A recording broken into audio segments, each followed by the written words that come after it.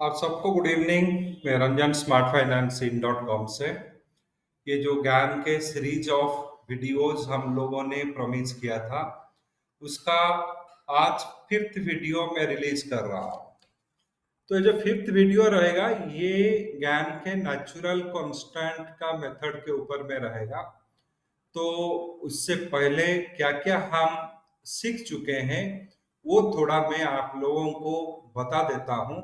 तो इसमें आपको पहले पता चलेगा कि क्या क्या चीज आप लोगों ने अभी तक जो है सीख चुके हैं।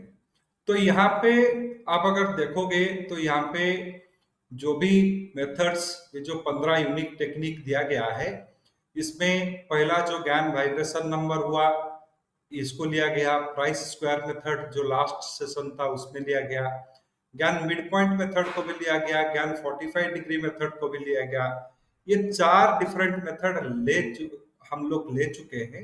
आज आप देखेंगे कि ज्ञान नेचुरल कांस्टेंट मेथड, इसके ऊपर में डिस्कशन होगा। ये आपका इंट्राडे एंड पोजिशनल दोनों तरह का ट्रेड में यूज हो सकता है। तो नेचुरल कांस्टेंट मेथड है क्या, उसको यूज कैसे किया जाए, इसके बारे में मैं आप लोगों को पूरा जो है एक बहुत एलाबोरेट वे में समझाऊंगा। तो वीडियो थोड़ा लंबा हो सकता है, लगभग 20-25 मिनट का होगा। आप अपने समय देख के इसको कंप्लीटली सुनिएगा। एंड ये जो वीडियो है, मैं बार बार ये आपको अनुरोध कर रहा हूँ कि आप इस वीडियो को अपने जितने भी दोस्त लोग हैं सबके साथ में शेयर कीजिएगा, क्योंकि ये सारे जो स्टफ है मैथमेटिकली कैसे मार्केट को एनालाइज किया जाए, कैसे साइंटिफिकली मार्केट को एनालाइज करके एक आप निष्कर्ष में पहुंचे, इसी के ऊपर में ये आधारित है। तो यहाँ पे ये एक बहुत जो है इम्पोर्टेंट स्टडीज है। एंड डब्ल्यू डी ज्ञान के स्टडीज इतने सरल तरीका से कहीं पे आप पूरा वेब को ढूंढ लेंगे भी तो आपको मिलेगा नहीं एक स्ट्रक्चर्ड वे में। तो आप ये वीडियो देख रहे हो, अपने दोस्तों के साथ में शेयर करो। अच्छा लगे तो एक लाइक देना, अपना जितने भी क्वेरीज है उसको पूछना। तो अब मैं अभी जो है नेचुरल कांस्टेंट के तरफ में बढ़ रहा हूँ। तो यहाँ पे जो कॉन्सेप्ट है नेचुरल कांस्टेंट, ये कहाँ से आया? डब्ल्यू डी गैंग के बहुत सारे काम हुए, बहुत सारे काम उन्होंने किए, जिसमें से उन्होंने बहुत सारे चीज जो है एक एक करके उन्होंने बहुत सारे चीज एक्सप्लेन किए। वहाँ उन्होंने स्क्वायर ऑफ 9 निकाला, उसके बाद में स्क्वायर ऑफ 12 निकला, उसके बाद में उन्होंने कुछ कॉम्प्लेक्स चीज टेट्राहेड्रन हुआ, हेक्सागन हुआ, ये सारे चीज निकाले। उसके बाद में जो भी प्लानिटरी एंगल्स होते हैं, सोलर एंगल, लूनर एंगल, उसको लेके कैसे हम मार्केट का प्रेडिक्शन करें वो भी बताए। उसके बाद में उन्होंने कुछ चीज को जोड़ा, यानी कि जो भी हमारा जो भी हमारा वोलाटिलिटी हुआ या जो भी अदर मैथमेटिकल कॉन्सेप्ट हुए, तो उनको भी जोड़ के कुछ मेथड्स उन्होंने निकाले।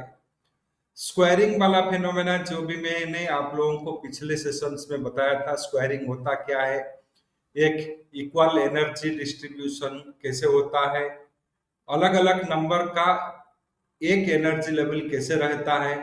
तो वही फिनोमेना, वही बिहेवियर, वही आकर्षण को आप स्क्वायरिंग बोल सकते हैं, उसके बारे में भी उन्होंने बताया। इसके बाद में कुछ मेथड्स उनका छूट गया। उन्होंने कुछ मेथड्स को जो है बताया, बट उसके ऊपर में कोई भी जो विस्तृत जानकारी नहीं दिए। तो इसमें से बहुत सारे मेथड्स आ जाते हैं। उन्होंने ये बताया कि जो भी हमारा नेचुरल कांस्टेंट्स होते हैं उनको भी लेके आप प्रेडिक्शन कर सकते हो। नेचुरल कांस्टेंट क्या हुआ? जैसे कि पाई पाई क्यों होता है 22/7, जो पाई सिंबल आप यूज करते हो। पाई आर स्क्वायर हुआ, किसी पाई के साथ में अगर रेडियस का स्क्वायर ले लोगे, ये हो गया एक सर्कल का एरिया। तो ये जो पाई हुआ, ई हुआ, स्क्वायर रूट ऑफ 10 हुआ, फाई हुआ, फाई होता है 1.618, स्क्वायर रूट ऑफ 2 हुआ, ये सारे जो चीज है इसको नेचुरल कांस्टेंट बताया गया है। यानी कि इस कांस्टेंट को लेके बहुत सारे मैथमेटिकल फॉर्मूलेज बने हुए हैं। इन कांस्टेंट के बिना कुछ ऑब्जेक्ट का एरिया हुआ, पेरीमीटर हुआ, इसको निकालना मुश्किल है। यानी कि बिना पाई के मदद से आप कोई भी सर्कल का एरिया या पैरामीटर, आप पेरीमीटर निकाल नहीं सकते। तो यही सारी जो चीज है, इसी में से पाई का यूज हुआ। हालांकि आप चार्ट एंड ग्राफ में कर सकते हो, कुछ कितने स्क्वायर्स रहे वो सब करके कर सकते हो, कुछ प्रिमिटिव मेथड्स भी है। बट ये जो पाई हुआ, ई हुआ, इनको लेके बहुत सारे कठिन मैथमेटिकल प्रोसेसेस जो होता है, गणित के जो बहुत कठिन काम होता है, वो बहुत सरल से किया जा सकता है। तो यही पे उन्होंने बताया, अगर इनमें से इन कांस्टेंट को लेके आप बहुत सारे गणित के कठिन नियम या कठिन काम को सरलता से कर सकते हो, तो इन्हीं कांस्टेंट को लेके स्टॉक मार्केट का प्राइस प्रेडिक्शन क्यों नहीं हो सकता? ये हो भी सकता है। तो उन्होंने उतना ही बोला, बोल के उनको वहीं पे उन्होंने रख दिए। तो हम लोगों ने अपने जो भी रिसर्च हम करते हैं स्मार्ट फाइनेंस में, तो इसी क्रम में उन्होंने इसको जो है छोड़ दिए। डब्ल्यूटी ज्ञान ने इसके ऊपर ज्यादा कुछ उन्होंने लिखा नहीं, सिर्फ इतना लिखे कि ये कांस्टेंट को लेके आप कुछ प्रेडिक्शंस जो भी है फ्यूचर फोरकास्टिंग ऑफ स्टॉक्स कर सकते हो। तो हम लोगों का जो रिसर्च हुआ उस समय में, हम लोगों के हाथ में एक जो पुराना फॉर्मूला है, कोई भी स्टॉक्स का upward price movement and lower price movement को जानने के लिए, ये एक फॉर्मूला आप लोगों को हर वक्त हर किताब में मिल जाएगा। इसको बोला जाता है जो एक्सपोनेंशियल फॉर्मूला, जिसमें हम rate of return and time, अगर ये जो रेट ऑफ रिटर्न स्टॉक एक 10-10% का देता है, तो आप rate of return and time 5 साल के लिए रखना चाहते हैं, तो अप्रोक्सीमेटली क्या वैल्यू होगा ऊपर साइड में आप जान सकते हो। तो ये एक चीज है, अगर आप एक स्टॉक 100 रुपए में चल रहा है, तो अगर आपका रेट ऑफ रिटर्न वो पिछले 5 साल में 10% का दिया है, तो आप इसमें से रेट ऑफ रिटर्न जो है 10% एंड 3 साल का टाइम इन ईयर, सो 3 साल का इसको अगर आप ये करते हो, तो आप इसमें जो है जान सकते हो 10 साल के बाद में, 3 साल के बाद में इसका प्राइस क्या होगा। दूसरा एक प्रेजेंटेशन भी इसका है, जिसमें ये बता गया है, अगर रेट ऑफ इंटरेस्ट आपका, हमारा अगर सेविंग रेट ऑफ इंटरेस्ट 5% है, तो स्टॉक अगर 100 रुपया में चल रहा है, तो सेविंग रेट ऑफ इंटरेस्ट 5% अगर है, ई टू द पावर 5% जो भी है, इसको हम जो है इंटरेस्ट के हिसाब से भी देख सकते हैं, 100 into e to the power interest अगर 5% है तो 0.05 कर देंगे, 0.05, एंड 3 साल के बाद में इसका कितना वैल्यू होना चाहिए ये भी आप निकाल सकते हैं।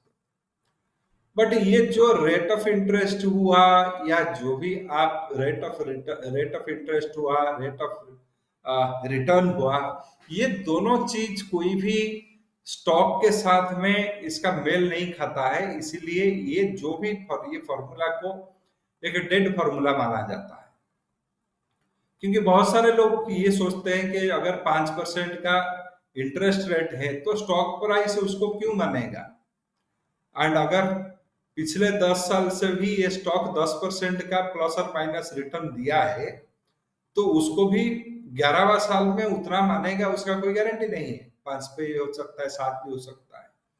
तो इसलिए ये फॉर्मूला को ज्यादा लोग यूज नहीं करते। तो हम लोगों ने इसमें से क्या किया, इसको थोड़ा सा एक टेस्ट के तरह से पहले हम लोगों ने इसमें से एक चेंजेस लाए। ये चेंजेस क्या था? हम लोगों ने जो रेट ऑफ इंटरेस्ट था इसको हमने बदल दिया एनुअल वोलाटिलिटी। प्राइस तो ऐसे रहा, एक्सपोनेंशियल का मतलब होता है वही, एनुअल वोलाटिलिटी में हम इसको बदल दिए। एंड इसके साथ में जो टाइम था, तो जो भी है टाइम था, तो उसको हम रख लिए, number of trading days, yearly days जो भी है उसको रख लिए। एंड ये जो एनुअल वोलाटिलिटी को यहाँ पे डाल दिए, एक कांस्टेंट हम डाल दिए, जैसे कि मैंने आप लोगों को दिखाया था square of 2, square root of 2, square root of 10 pi, इस तरह का एक कांस्टेंट भी हम इसमें से डाल दिए। डालने के बाद में हम लोगों को ये पता चला, ये जो प्रेडिक्टिव प्राइस ये दे रहा है, मार्केट इसको बहुत बारीकी से मान रहा है, यानी कि इसको मार्केट एक्सेप्ट कर रहा है। तो डाउन ट्रेंड के लिए वही नेगेटिव कर दो, डाउन ट्रेंड का निकल आया। तो इसके हिसाब से जो भी हम इसमें कैलकुलेशंस कर रहे हैं, जो भी हमारा अप ट्रेंड या डाउन ट्रेंड का कैलकुलेशन इस मेथड से हो रहा है, इसको मार्केट बहुत बारीकी से मान रहा है, रेस्पेक्ट कर रहा है, ओबे कर रहा है। क्योंकि एक बात आपको भी बहुत बारीकी से सोचना पड़ेगा, आप जितने भी कैलकुलेशन कर लो, आप ज्ञान का लगा दो, टेक्निकल का लगा दो, फलाना चार्ट ग्राफ का लगा दो, जो भी आप लगाना है लगा दो, जो भी कैलकुलेशन करना है कर दो, आप एक प्रेडिक्टिव एल्गोरिथम में बिलीव करके जो भी काम करो, अगर मार्केट माना नहीं, मार्केट तो मानेगा 10% का सक्सेस, यानी कि आपका जो भी टारगेट निकल रहा है उसमें से अगर 100 बार में 10 बार भी सच हुआ, उसको माना नहीं जाएगा, उसको एक्सेप्ट नहीं किया जाएगा। जो भी आप कैलकुलेशन कर रहे हो कि अमुक अमुक प्राइस आगे चल के बनने वाला है, तो वो जो प्राइसेस है, वो प्राइसेस आपका कैलकुलेशन लगभग 60 से 70% का सक्सेस होना चाहिए, यानी कि ये कैलकुलेशन 60 से 70% टाइम मार्केट मानना चाहिए। तो यही चीज जो है, इसी को बोलते हैं प्रेडिक्टेबिलिटी, यानी कि जो भी आप मैथमेटिकल मॉडल हो, जो भी मेथड हो, आप जिसको भी यूज कर रहे हो, उसमें से जो भी निष्कर्ष निकल रहा है, जो भी प्रेडिक्शन निकल रहा है, उसको मार्केट 10 बार अगर आप कर रहे हो एनालिसिस, तो वो स्टॉक उसको 6 से 7 बार मानना चाहिए, तब जाके हम इसको जो है एक सही मेथड मानेंगे। तो ये मेथड में वही दिखा गया। तो इसमें आप काम कैसे करोगे? तो इसके लिए वोलाटिलिटी का जरूरत है, नंबर ऑफ डेज तो आपका चॉइस के हिसाब से उसको ये चलेगा। तो अभी मैं आप लोगों को एक एक्सेल में दिखा देता हूं, तो ये कैसे काम करता है। तो यहाँ पे एक्सेल में जो है, मैं पहले आप लोगों को वोलाटिलिटी बता देता हूँ। वोलाटिलिटी के बारे में कभी भी एक सेशन रख लेंगे। मैंने निफ्टी का जो है 10 से लेके 26 यानी कि 10 दिन का डाटा लेके इसका जो है डेली वोलाटिलिटी निकाल दिया। ये स्पॉट निफ्टी का ही है। तो यहाँ पे हम लोगों ने ये निकाल दिया कि इसका जो वोलाटिलिटी बनेगा, जो वोलाटिलिटी बनेगा स्पॉट निफ्टी का, ये डेली वोलाटिलिटी जो होगा ये रहेगा 0.0089, 0.0089 रहेगा। यानी कि ये जो वोलाटिलिटी निफ्टी का, इसको एलन मेथड, इसका भी बहुत सारे वीडियो आपको मेरे चैनल में मिल जाएंगे। तो ये है इसका डेली वोलाटिलिटी। इसमें 100 मल्टीप्लाई कर देंगे तो ये आ जाएगा 0.89, 0.8940, ये रहेगा इसका जो है वोलाटिलिटी। इस वोलाटिलिटी को लेके हमें जो नेचुरल कांस्टेंट मेथड में डालना है। तो अभी नेचुरल कांस्टेंट मेथड में चलते हैं। तो नेचुरल कांस्टेंट मेथड में यही 0.89 थोड़ा नोट कर लीजिएगा, 0.89400। ये जो 0.89400 मैं इसको भी नोट कर रहा हूं। एंड उसके बाद में मैं इसको अपना जो नेचुरल कांस्टेंट वाला जो एक्सेल है उसमें डाल के हम कुछ प्रेडिक्शन करेंगे। एंड जब भी हम मार्केट के बाद में कर रहे हैं, निफ्टी स्पॉट है, तो मंडे को भी हम देख सकते हैं क्या ये सही में ये मेथड काम करता है या नहीं। तो यहाँ पे हमारा जो भी क्लोजिंग, आज फ्राइडे तो आज हो गया, तो जो भी क्लोजिंग हुआ 23,898 में हुआ, 23,898 स्पॉट निफ्टी, सो 23,898 में हो गया। एंड हमारा जो डेली वोलेटिलिटी है वो 0.8940, ये भी आप लोगों ने अभी देखा। तो हम एक जो पहला एक दिन यानी कि मंडे को क्या देखेंगे, मंडे को अगर यही रहेंगे उसका फर्स्ट साइकिल के रेजिस्टेंस, ये रहेंगे उसका साइकिल जीरो का जो भी है इसका सपोर्ट्स। तो यहाँ पे यही जो जो हमारा जो हमारा कांस्टेंट्स लगे हैं इसको भी थोड़ा देख लीजिए। तो यहाँ पे हम जस्ट कोई भी कांस्टेंट को मल्टीप्लाई नहीं कर रहे, दूसरे फॉर्मूले में हम स्क्वायर रूट ऑफ 2 को मल्टीप्लाई कर रहे हैं, तीसरे में 1.6185 को हम डाल रहे हैं, चौथे में हम स्क्वायर रूट ऑफ 10 को डाल रहे हैं, पंचमा में पाई को डाल रहे हैं।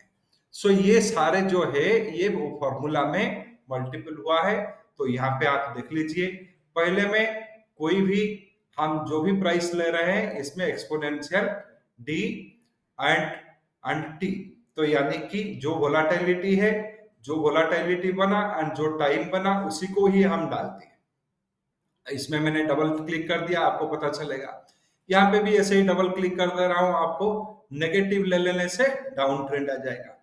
जो दूसरा जो वैल्यू है उसमें हम स्क्वायर रूट ऑफ 2 को मल्टीप्लाई कर रहे हैं, तीसरे में 1.6185, चौथे में स्क्वायर रूट ऑफ 10, पांचवा में हम 22/7 पाई को ले रहे हैं। तो ये बता रहा है ये जो वोलाटिलिटी के हिसाब से यही रेजिस्टेंस एंड सपोर्ट मिलेंगे। यहाँ पे एक गोल्डन मीन में मैं एक कलर डाला, यानी कि आपको ट्रेंड कंफर्मेशन तब मिलेगा जब स्पॉट निफ्टी 23,993 के ऊपर में जाएगा, एंड अगर वो जाता है ये 24,268 तक आने का चांसेस है।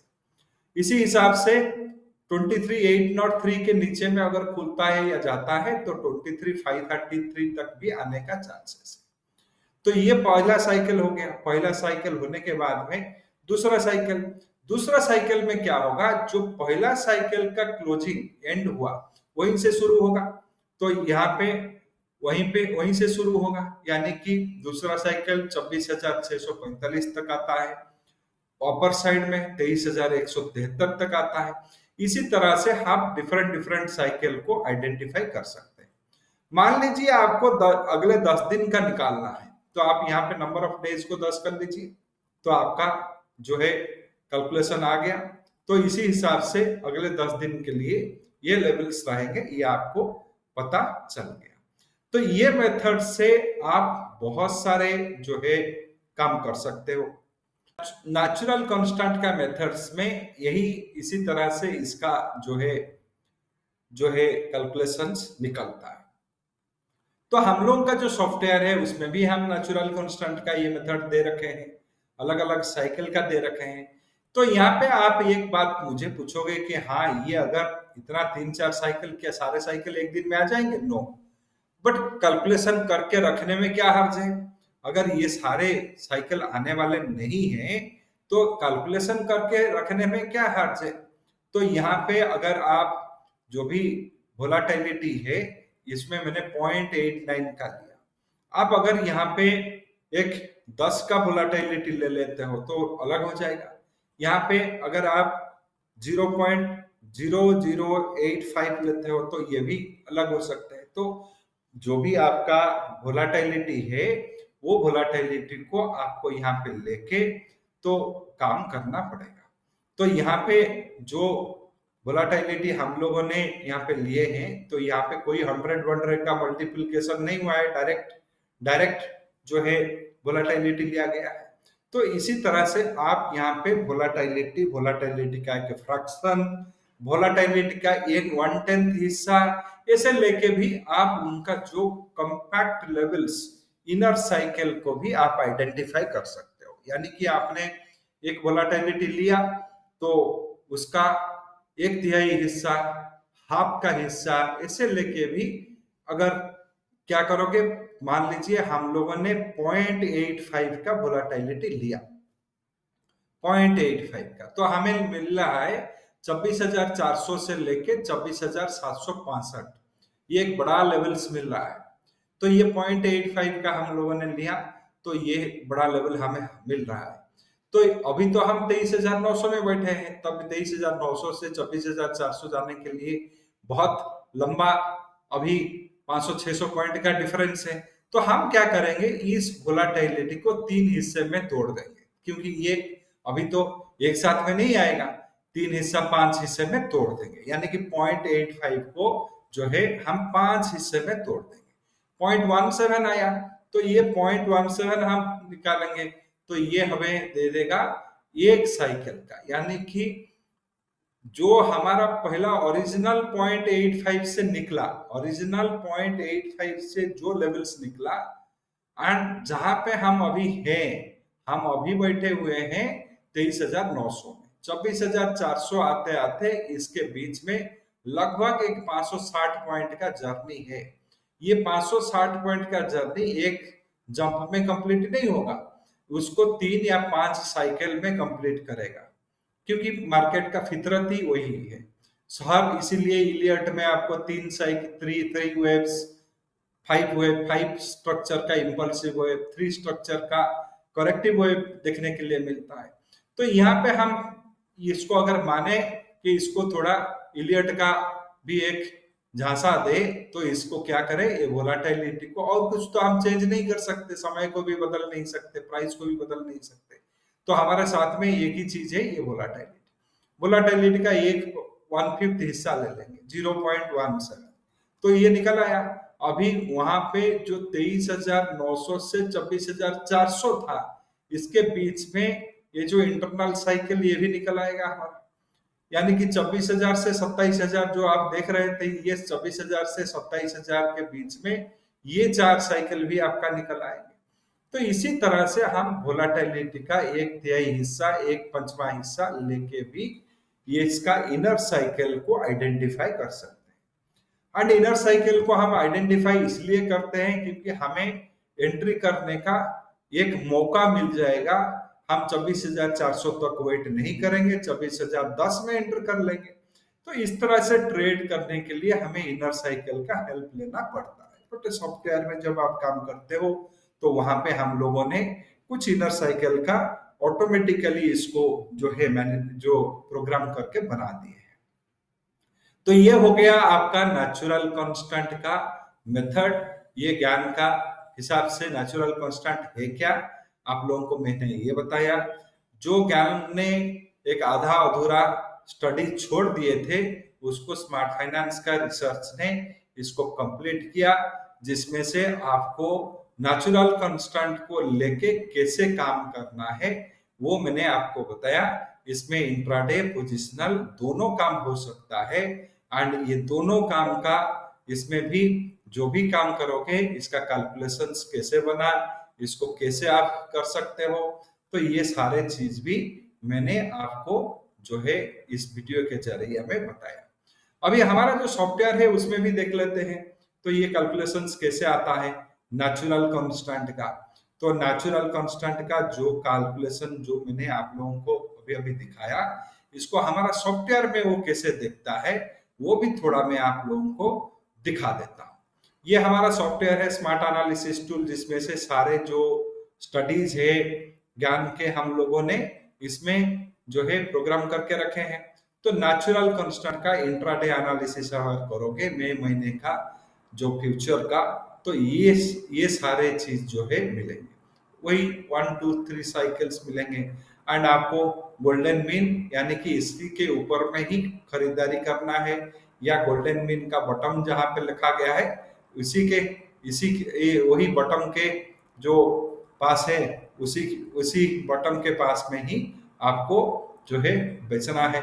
यानी कि ये आपका बाइंग, या ये जो गोल्डन मीन का बटन आपको दिख रहा है, तो गोल्डन मीन का जो बटन दिख रहा है, तो वहां पे आपको सेल यही करना पड़ेगा।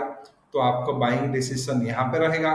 सेलिंग डिसीजन यहीं पे रहेगा, ये उनके टारगेट्स रहेंगे, एंड बाइंग का ये टारगेट्स, क्योंकि यहाँ पे जो फैक्टराइजेशन ऑफ जो भी वोलेटिलिटी का फैक्टराइजेशन वो हो चुका है।